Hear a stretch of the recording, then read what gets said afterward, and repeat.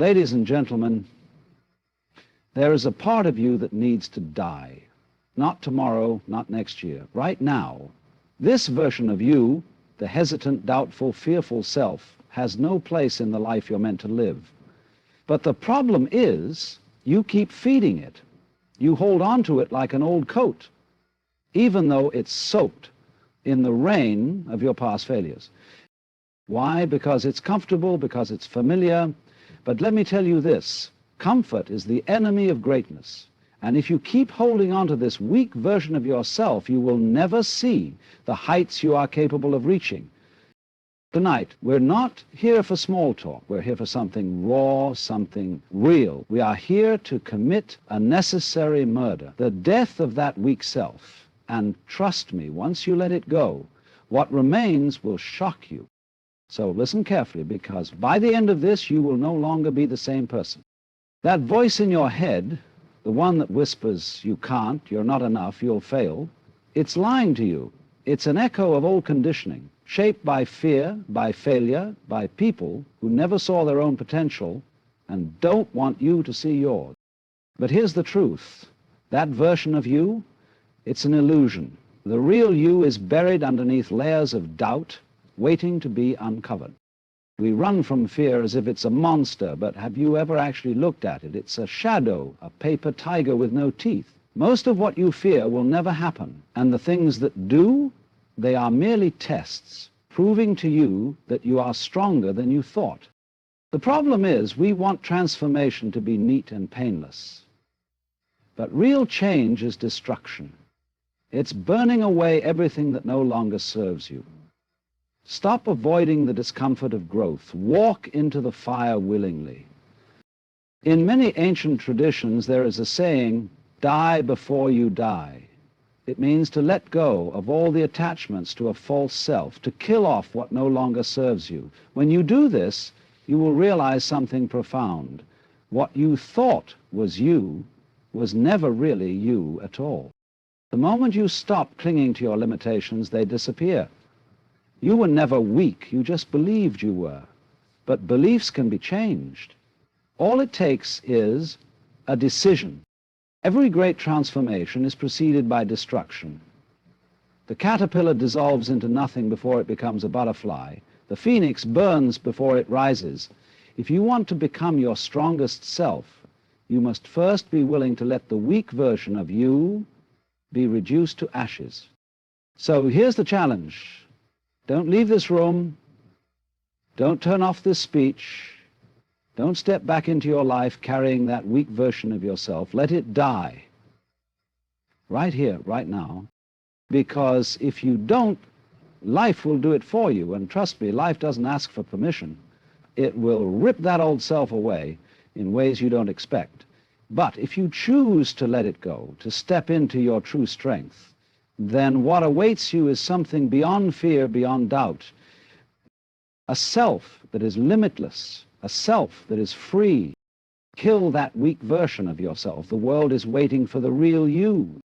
Fear is a master illusionist. It makes you believe it's a towering, unstoppable force, when in reality it is nothing more than a shadow stretching itself tall under the dim light of your doubts. You feel it tighten your chest, whisper in your mind, and wrap itself around your decisions like chains. But have you ever truly faced it? Have you ever stared directly into it and demanded to see what it really is? Because when you do, you will find that fear has no substance of its own. It is not a wall, not a monster, not an absolute truth. It is only the hesitation between who you are and who you could be. Think about the moments when fear held you back. Did the worst-case scenario you imagined ever fully materialize? And even if it did it break you? Or did you survive it, learn from it, and come out stronger? Fear does not predict reality. It only projects uncertainty. It thrives in your mind, feeding on the unknown, keeping you paralyzed in the illusion of danger. The greatest mistake you can make is believing that fear is a sign to stop. The truth is, fear is simply an invitation, a challenge to step beyond the boundaries of what you think is possible. It exists only to test whether you are willing to push through it And the moment you do, it vanishes like smoke in the wind. The version of you that hesitates, doubts, and shrinks in the face of challenge is not real, it's a construct. A fragile, paper-thin mask built from years of conditioning, past failures, and the voices of others who never saw their own potential. You carry this version of yourself like a heavy weight, convinced that it is your true nature, when in reality it is nothing more than a story you have told yourself over and over again. But just like any story, it can be rewritten. Think about it. How often do you identify with your limitations? You say, I'm just not confident, I've never been good at that, I don't have what it takes. But these are not facts. They are echoes of a past that no longer exists. The moment you accept them as truth, you give them power. The weak self is a ghost, haunting you only because you refuse to turn on the light and see that it was never really there. Every time you hesitate, every time you hold back, understand that it is not because you are incapable. It is because you are still clinging to an illusion. But illusions shatter the moment you stop believing in them. The weak self exists only as long as you let it. The moment you decide to let go of it, to step forward, to act in defiance of doubt, is the moment you realize that you were never weak to begin with. Growth is not neat, it is not a straight path, nor is it gentle. It is raw, unpredictable, and often brutal. But the mistake most people make is believing that struggle is a sign that something is wrong. They expect transformation to be comfortable, as if becoming stronger, wiser, and more capable should feel like a peaceful unfolding. But it's not how it works. The process of growth is destruction first, creation second. You must be willing to let the old self collapse before the new self can emerge. Look at nature. The most powerful transformations come from chaos. A storm does not ask permission before it reshapes the land. A fire does not apologize for consuming what no longer serves the forest. The caterpillar does not grow wings through gentle encouragement. It dissolves into nothing before becoming a butterfly. And yet, when we face our own storms, we resist. We want transformation without destruction, progress without discomfort. But you cannot build a new version of yourself while clinging to the old one. Every great change in your life will first feel like chaos. It will be uncomfortable. It will be uncertain. It will feel like everything is falling apart. But that is exactly how it is supposed to feel. Chaos is not your enemy. It is the birthplace of the person you are meant to become. The sooner you stop resisting it, the sooner you step into the strength that has been waiting for you all along. There is a version of you that must die before you can truly live, not a physical death, but the death of the self that clings to fear, hesitation, and limitation. This self is built from outdated beliefs, past failures, and the expectations of others. It keeps you trapped in patterns that no longer serve you, convincing you that change is dangerous, when, in reality, staying the same is the real threat. But the truth is, you cannot step into the next chapter of your life while dragging the weight of the old one behind you. Throughout history, those who achieved greatness understood this truth. Warriors, philosophers, and visionaries embraced the idea of dying before they died, letting go of attachments to their fears, their false identities, and their limiting beliefs. They recognized that the person they were yesterday could not carry them to tomorrow, and so they allowed that version of themselves to be destroyed, to dissolve into nothing, so something greater could emerge. This is not an easy process. It requires surrender. It demands that you face the uncomfortable truth that parts of you, habits, mindsets, even relationships, must be left behind. But once you let go, you will realize something profound. You were never the weak version of yourself to begin with. You were always something greater, waiting beneath the layers of doubt. The sooner you allow the old self to die, the sooner you will awaken to the life that was meant for you. You have spent your life searching for strength, confidence, and purpose, believing they are things you must earn or acquire. But what if I told you that you were never lacking? What if I told you that you are already free, already powerful, already enough? The only thing keeping you from realizing it is the belief that you are not. From the moment you were born, the world began placing limits on you. You were told who you should be, what you could and couldn't do, and how far you were allowed to go. Over time, you started accepting these limits as truth. You built a cage in your mind and convinced yourself it was reality. But here's the thing. The cage was never locked.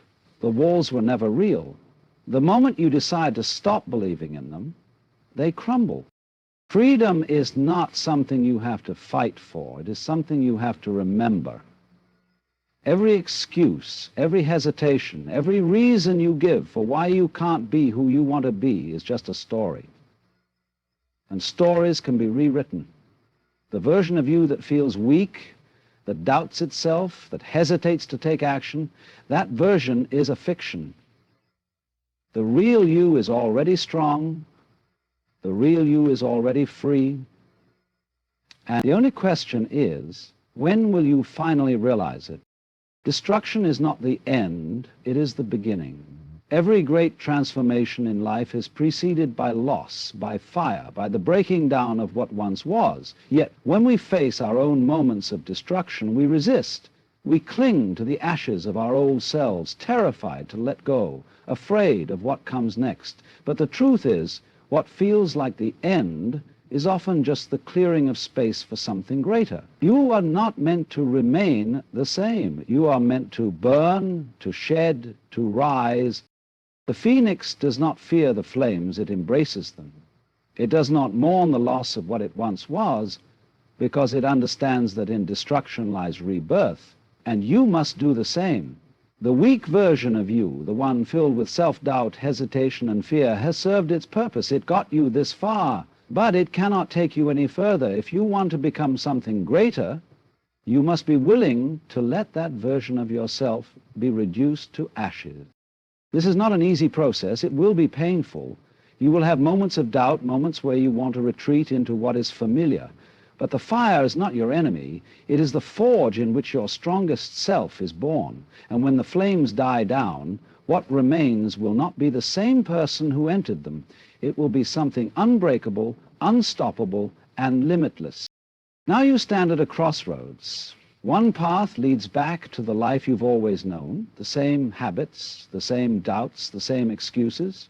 The other leads forward into the unknown, where the weak version of yourself no longer exists.